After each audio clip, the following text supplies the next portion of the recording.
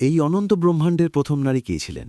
শিবপুরাণে সেই অলৌকিক কাহিনী বর্ণিত আছে, যেখানে বলা হয়েছে যখন সৃষ্টিতে শুধু পুরুষই ছিল, তখন কেন ভগবান শিব এমন এক রূপ ধারণ করেছিলেন যা পুরো ব্রহ্মাণ্ডের বিজ্ঞান ও ভবিষ্যৎকে চিরদিনের জন্য বদলে দেয়।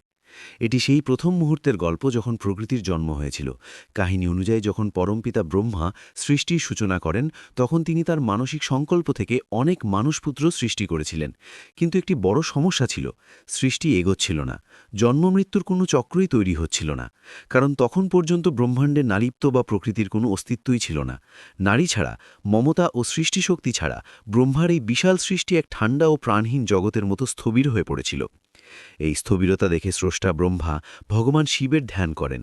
তিনি মহাদেবকে আহ্বান করে বলেন, হে ত্রিলোকনাথ, আমার এই সৃষ্টি নারীর শক্তি ছাড়া অসম্পূর্ণ।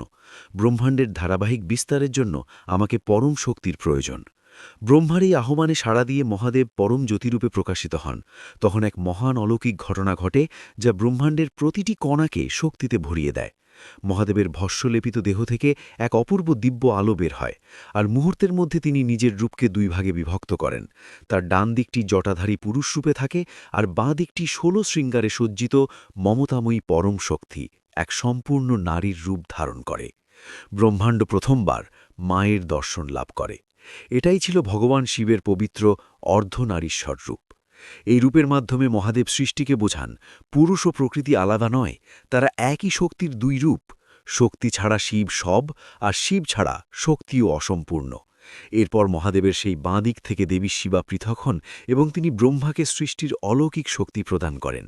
তখন থেকেই ব্রহ্মাণ্ডে জীবনের প্রকৃত চক্র শুরু হয়।